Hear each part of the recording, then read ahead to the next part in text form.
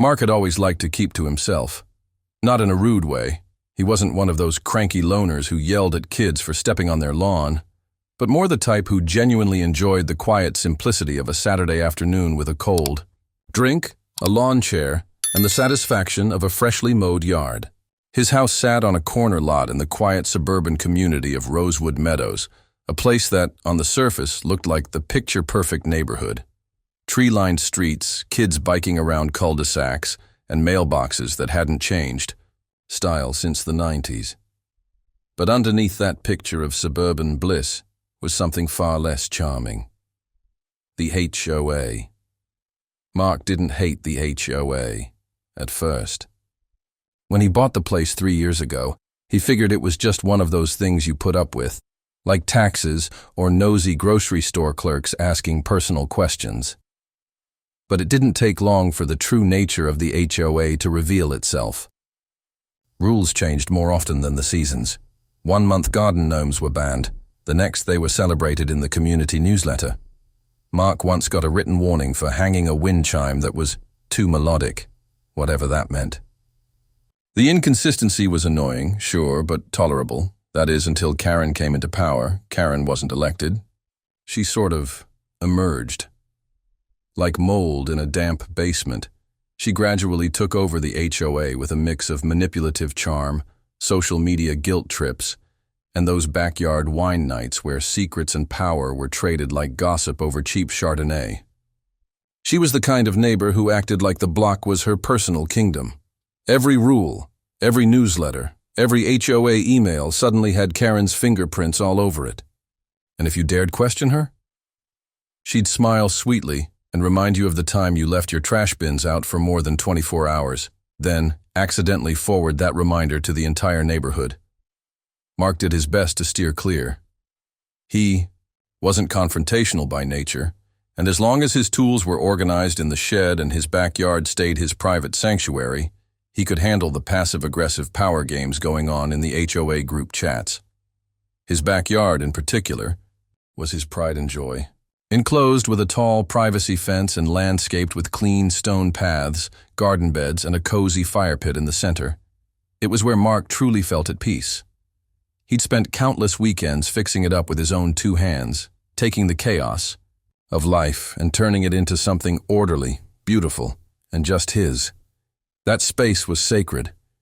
It was where he read books late into summer evenings, where he hosted quiet barbecues with his small circle of friends, and where, during particularly annoying HOA meetings, he'd sneak away to drink and mutter sarcastic commentary under his breath.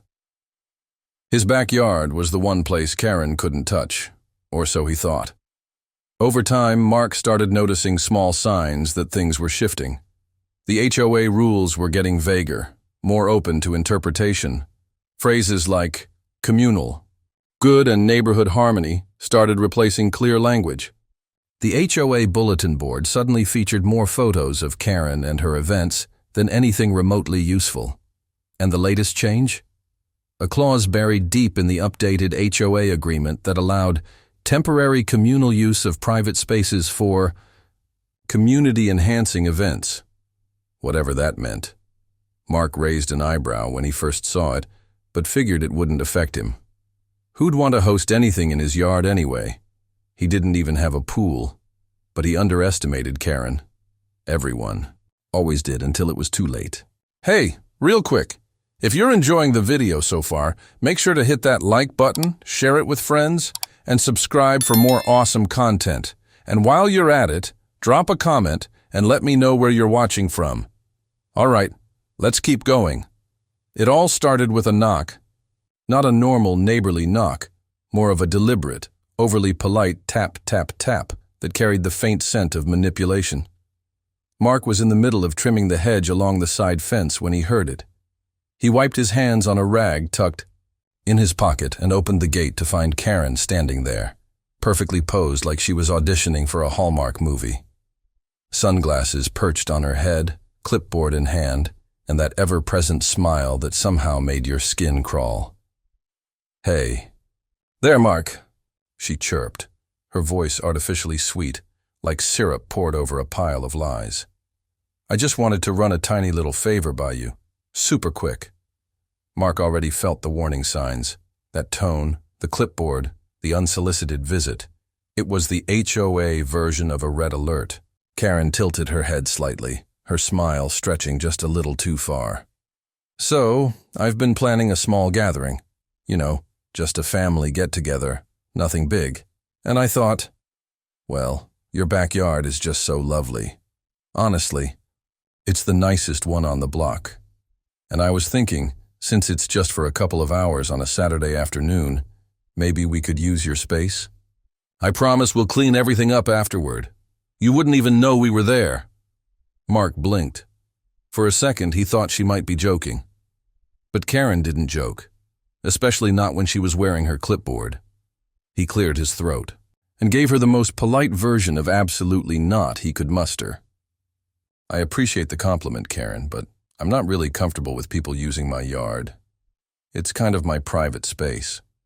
Karen's smile didn't waver, but her eyes narrowed just slightly, almost imperceptibly.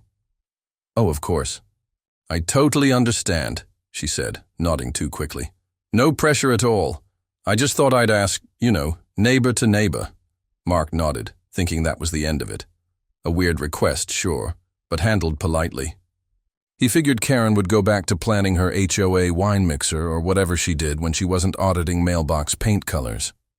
But the weirdness didn't stop there. Over the next few days, Karen's attitude shifted. Nothing overt, just enough to make Mark wonder if he was imagining it. She started making odd comments in passing. Shame about all that yard space going to waste, she'd say with a tight smile as she walked by during her daily patrol. Or, some people are just so lucky to have the perfect yard for gatherings. Mark didn't rise to it. He wasn't the kind of guy who bit on passive-aggressive bait. He just kept to himself, tending his garden, fixing the odd creak in the deck, and chalking Karen's comments up to her usual brand of HOA weirdness. Then came the flyer. Folded neatly into his mailbox, without a stamp, was a printed invitation to what Karen was now calling the Karen and Kyle wedding celebration. A backyard bliss experience. Mark stared at it, confused. Karen's daughter was getting married? And why was it worded like an Airbnb listing? He flipped the paper over and scanned the location details. His heart dropped. Venue, 1472. Hemlock Drive, private residence. That was his address. Mark read it again, sure there had been a mistake. Surely this was a typo. Maybe she meant her own backyard and copied the wrong number. But deep down, he knew. This wasn't a mistake. It was Karen, and she wasn't done asking. In fact, she hadn't really asked at all. It was a Thursday afternoon when Mark's peaceful world flipped upside down. He had just wrapped up a long workday, Zoom calls, spreadsheets, and one awkward team meeting too many, when he pulled into his driveway and noticed something off. At first, it was just a truck parked a little too close to the curb. Then he spotted a white rental van with "Ever After Events" printed across the side in curly gold script. A second glance confirmed his growing unease. The back gate to his yard was wide open. Mark's brow furrowed as he grabbed his keys and hurried around the side of the house. What he saw made him stop in his tracks. His backyard, the one he had poured sweat, time, and pride into, was being transformed into something out of a wedding catalog. A massive white tent was already staked into his lawn, and beneath it, folding chairs were arranged in neat little rows. A caterer in a black apron walked by holding a tray of champagne flutes. Fairy lights dangled from his pergola, and someone was trying to anchor a flower arch directly over his fire pit. For a full 5 seconds, Mark just stood there, mouth slightly open, trying to process what he was looking at. Then came the voice. "Oh, Mark! You're home earlier than I expected." Karen appeared from behind a stack of folding tables, dressed in white capris and a clipboard slung under one arm like a general surveying a battlefield. Mark looked at her, stunned. "Karen, what the hell is going on?" She blinked like she was confused by the question.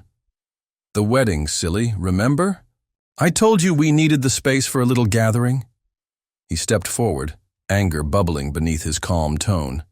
You said it was a small get-together. I said no. And this is not small. You're hosting a full-blown wedding in my backyard. Karen gave a casual shrug, as if she were talking about borrowing sugar. Well, technically you never submitted a written objection.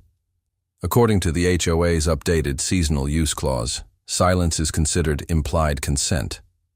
It's all been approved. I checked with the board. Mark's eyes narrowed. You what? She waved the clipboard. It's all in here. Plus, let's be honest. Your yard is perfect for it. This will be over in a couple of hours, and everyone wins. My daughter gets her dream venue, and you get to be part of a magical memory. Mark didn't respond right away. His jaw clenched as he scanned the yard, watching strangers trample over his vegetable beds and someone trying to use his hose without asking. The absurdity of it all was so surreal it almost didn't feel real. And yet, here it was, his private haven turned into a circus. He stormed back inside, grabbed his phone, and began calling every HOA board member he could think of. Most didn't answer. One picked up only to mumble something vague about community enhancement exceptions, and then promptly hang up. Mark flipped through the HOA bylaws on his tablet, but the language was intentionally muddy. Clearly, written to give the board, read Karen, as much wiggle room as possible. Legally, he wasn't sure where he stood. Morally, he was on a cliff. From inside the house, Mark watched as Karen barked orders to the caterers, smiling for photos like she owned the place. His blood boiled, but he knew storming out there would only make things worse. At least for now. He closed the blinds, poured himself a stiff drink, and sat down at the kitchen table. He was outnumbered, outmaneuvered, but not out of ideas, not yet. The day of the wedding arrived like a storm Mark saw coming but couldn't stop. From his kitchen window, he watched a parade of SUVs and minivans line the street like it was a red carpet event. Guests in pastel dresses and khaki suits floated toward his backyard as if it were just another venue, one they'd booked and paid for, not one they'd trespassed into with Karen leading the charge.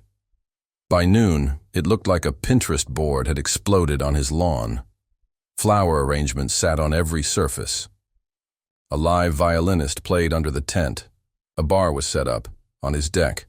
He could hear the clink of glasses, the murmur of idle rich relatives, and the occasional high-pitched laugh from Karen, cutting through the air like a mosquito that refused to die. Then came the final insult. Mark opened the back door to step outside and was immediately intercepted by a 20-something guy in a tux with a walkie-talkie. "Sir, I'm going to have to ask you to stay indoors for the duration of the ceremony," the guy said, holding out a hand like Mark was crashing his wedding. Mark blinked. "You're standing in my backyard," the guy shrugged. Karen said the homeowner agreed to stay out during the private event. Mark's fists clenched. He could see Karen across the lawn, smiling like a smug prom queen. Their eyes met. She waved. That was the boiling point. Mark shut the door and locked it, not because he couldn't go out, but because he knew if he did, he might say or do something that couldn't be undone.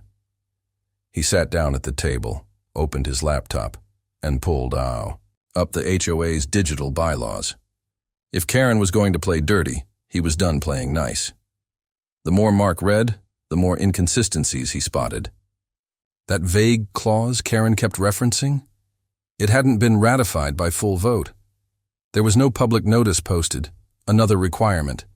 And the last official board meeting didn't include any vote approving temporary use of personal property for community events.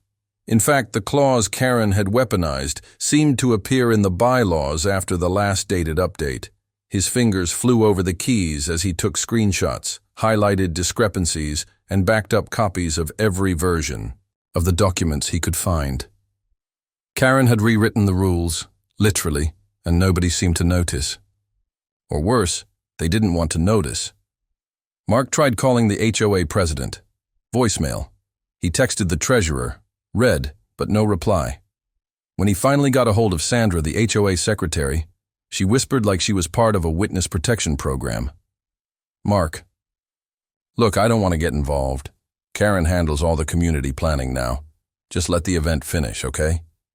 He leaned back in his chair, staring at the wedding reception unfolding just beyond his window. Karen was clinking a champagne glass with a butter knife, giving a speech while standing directly on his custom-built patio bench. Mark realized something in that moment. Karen didn't just think she could get away with this. She knew she could, because nobody had ever challenged her. Every HOA rule she bent, every line she crossed, was just another test to see how far she could go before someone pushed back. Well, Mark was done watching from behind the glass. He opened a fresh document and began outlining every timeline, every email, every piece of manipulated bylaw text. Then he pulled out his phone and walked outside, not into the backyard, but along the side fence. That's when he noticed something else. The event staff had rerouted the outdoor plumbing. His spigot was connected to a split hose system that now fed directly into the wedding's makeshift beverage station and cooling misters. Karen wasn't just squatting on his land. She was literally stealing his water. He grinned, a slow, steady grin that hadn't touched his face since this nightmare. Began Karen wanted a venue? She was about to get an unforgettable one, and Mark had a plan. Saturday dawned with the kind of golden sunlight that made everything look picture perfect. Birds chirped, flowers bloomed, and the neighborhood buzzed with that strange mix of anticipation and irritation that only a full-scale suburban event could bring. For everyone else, it was wedding day. For Mark, it was payback day. Guests began pouring in by mid-morning, dressed to the nines. Women in pastel dresses with oversized hats, men in polished loafers and stiff collars, and a few kids running, wild with juice boxes in hand. Parking overflowed onto nearby streets. The air was thick with perfume, hairspray, and the forced laughter of people trying to impress people they'd see once a year. The violinist was already tuning up again. And Karen? She was in full command, gliding across Mark's backyard like a monarch on parade.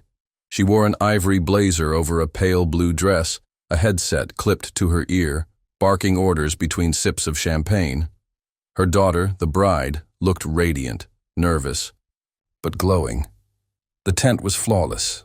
White linen tables, floral centerpieces, flickering candles in hurricane jars. Someone had even brought a bubble machine. It was, by all appearances, the perfect day, and that's exactly how Mark wanted it to be, for the first hour. Inside his house, Mark sipped coffee from a mug that said, "World's okayest neighbor," a gift from a co-worker with a dark sense of humor. He was calm, focused. He'd spent all week carefully rerouting his gray water system, the runoff from his kitchen sink, laundry machine, and both bathrooms, into a holding tank beneath the deck. A tank that had just hit capacity this morning, he'd take. Wasn't proud of what was about to happen. But Karen had left him no choice. She hadn't just ignored his boundary, she'd stomped all over it in heels, poured wine on it, and danced the cha-cha. So when the violinist started playing the soft, drawn-out notes that signaled the start of the ceremony, Mark rose from his chair, walked quietly to the breaker panel in the garage, and flipped a single switch labeled Tank Drain Rear Valve. It was subtle at first. A faint gurgling noise near the flower arch. A few small puddles forming by the outer edge of the tent. One guest, a woman in lavender, lifted the hem of her dress and looked around, confused. Then the flow increased. A slow, steady seep of murky, grayish water trickled out from the hidden PVC line under the lawn and began creeping toward the center of the yard like a malevolent tide. It soaked into the carefully laid sod, snuck under the staging platform, and curled around the legs of the aisle chairs. The smell was faint but unmistakable, earthy, damp, and tinged with something off. Like wet dog mixed with shampoo and stale soap bubbles. The bride's heels sank into the soft ground as she took her first step down the aisle. By the time she reached the middle, it was no longer just damp. It was squishy. A guest tried to stand and slipped, toppling backward. into a flower arrangement with a scream. Then someone yelled, "What the hell is this?" Panic began to ripple through the crowd. The flood wasn't fast. It was slow and cruel, like nature itself had decided this wedding was not to be. Water oozed beneath the tables, knocking over candles, staining dresses, and soaking through the lace tablecloths. Guests scrambled, high heels twisting, tuxedo pants darkening from the knees down. The bubble machine fizzled out with a sad sputter, overtaken by the surge. Karen screamed, "Mark! Mark!" Mark stepped out onto his back porch, coffee mug still in hand, wearing a calm smile and a t-shirt that read, "Property Rights Matter." She stormed up to him, drenched from the calves down, her face a blotchy red that clashed beautifully with her pearl necklace. "You did this on purpose." "I told you not to use my yard," Mark said evenly. "Didn't seem like you heard me." "You're going to pay for this." He sipped his coffee. "You sure? Because I've got surveillance footage, water usage records, and a copy of every bylaw you've doctored in the last 3 months. And from where I'm standing, you've been trespassing and stealing utilities." Karen's mouth opened, then closed again. The wedding, for what it was worth, didn't recover. The bride left in tears. The groom's tux had brown streaks up the back. Guests peeled out in expensive cars with muddy tires, leaving a trail of chaos behind them. By the time the last truck pulled away, the lawn looked like a war zone. Chairs overturned, flower petals scattered like fallen soldiers, and the faint, lingering scent of lavender soap mixed with dishwater. Mark stood at the edge of the mess, arms crossed, and let out a breath he didn't realize he'd been holding. He hadn't ruined the wedding. Karen had. He'd just let nature take its course. The morning after the soggiest wedding in suburban history, the neighborhood was buzzing like a kicked beehive. Karen was at the center of it all, pacing in her driveway in a matching tracksuit and Bluetooth headset, firing off what sounded like a string of complaints to anyone who would pick up. From the way she waved her arms and threw death stares at Mark's house, you'd think he had driven a monster truck through the ceremony, instead of just letting his plumbing do the talking. Bye, CEO. Mid-afternoon, the HOA board had gathered at Karen's place like it was a crime scene. Chairs in a circle, clipboards out, murmured conversations that stopped every time Mark walked by. He'd mowed his front lawn earlier that day, just to enjoy the silence while they fumed. As he pushed the mower along the edge of his property, he made a point to wave cheerfully. The board members didn't wave back. Karen, however, wasn't content with side eyes and gossip. Around 3 p.m., 2 police cruisers rolled up the street, lights flashing, but no sirens. It was the kind of suburban drama that made neighbors peek from behind curtains with popcorn in hand. Karen walked out like a pageant queen about to win Miss Justice 2025. "There he is," she snapped, pointing at Mark's front door as the officers approached. "That's him. He sabotaged my daughter's wedding, intentionally flooded my guests with gray water, and he needs to be arrested." Mark stepped outside slowly, phone in hand, calm as ever. "Afternoon, officers." One of them, a tall, tired-looking guy with a notepad, sighed. "Sir, we've had a complaint about, deliberate flooding during a private event." Karen jumped in. "He used dirty water from his bathroom to flood a wedding. There were children there." The other officer glanced at Mark. "Do you have anything to say?" Mark didn't flinch. "I have a few things, yeah." He opened the folder he'd brought out with him. "First, this is a copy of my property line. The entire event took place on my land. Here's the HOA bylaw stating that any use of private property for community events must be approved by the owner in writing." He flipped a page, which I didn't provide. Karen's lips pursed so tight they looked stapled shut. Mark continued, calm and steady. "This is documentation of my gray water system. Approved 2 years ago by the city, fully compliant. Here's a copy of the permit. And finally," he held up a flash drive, "security camera footage showing Karen's caterers breaking my gate. Lock and hooking up hoses to my outdoor plumbing without permission." The lead officer looked at Karen. "Ma'am, did you have permission to host the event in his yard?" Karen hesitated for the first time. The HOA approved it, and he didn't. Say no, at least not officially. The officer blinked. That's not how consent works. Mark tried not to smile. Karen's voice rose an octave. You're just going to let him get away with this? He ruined a wedding. People fell into mud. The second officer sighed. Ma'am, from what we're seeing, you and your guests were on his property without authorization. That makes this a civil matter. If anyone's in trouble here, it's not him. That landed like a brick.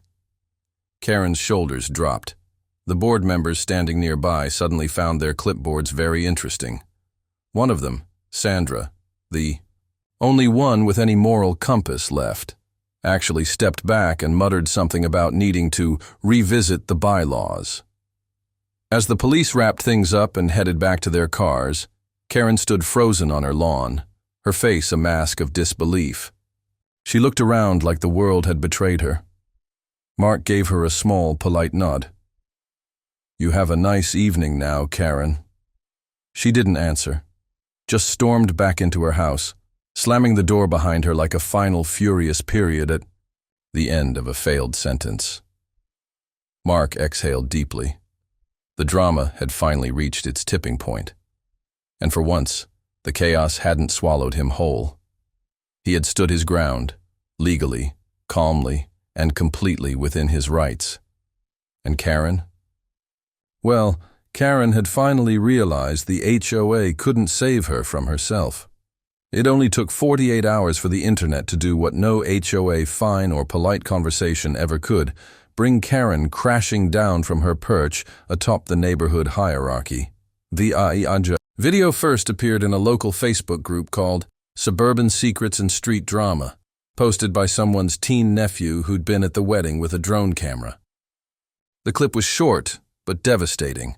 The bride trudging through ankle-deep, murky water, the bubble machine coughing its last breath, a guest slipping and splattering punch across a centerpiece, and of course, the highlight, Karen shrieking at Mark while wearing sopping wet heels and holding a wine glass that looked more like a trophy of defeat. The caption read, HOA Queen Karen floods her own party and blames the guy who owns the yard. By morning, it had made its way to Reddit, then TikTok, then a meme page with over 200,000 followers. The hashtags started trending. Yes, Karen wedding washout, not your backyard, and the brutal but effective Soggy Karen. At first, Karen tried to spin it. She claimed she was the victim of property terrorism. She even typed out a lengthy rant on the HOA community board, blaming Mark for emotional damages and sabotage disguised as civic duty. But the damage was already done. People started asking questions. Why was the HOA involved in a private wedding? Why was Mark's yard used without permission? Why did Karen get away with breaking so many rules when everyone else got fined for a trash can left out too long? Neighbors who had once stayed quiet out of convenience, or fear of fines, started digging. A retired accountant down the street began looking through past HOA meeting minutes and expense reports. A single mom who'd been fined twice for her kids' bikes being visible from the street shared her own story. Even Sandra, the soft-spoken board member with a tendency to go along to get along, finally broke her silence in the monthly meeting. There's been a double standard, she said, her voice shaking just slightly. And we all know it. The room went quiet. Karen didn't show up to the next board meeting, or the one after that. Eventually, the HOA president, clearly sensing the tide had turned, announced an internal investigation into conduct violations. Less than a week later, a notice was quietly posted on the community bulletin board and emailed to every resident. Effective immediately, Karen W. is suspended from her duties as HOA liaison pending further review. It wasn't exactly a resignation in disgrace, but in HOA terms, it was the equivalent of being dragged out of a boardroom with a cardboard box and a paperclip stuck in your hair. Mark didn't gloat. He didn't need to. The neighborhood had already crowned him a quiet kind of folk hero. People he barely knew stopped him at the mailbox to say things like, "That took guts," or "About time someone stood up to her."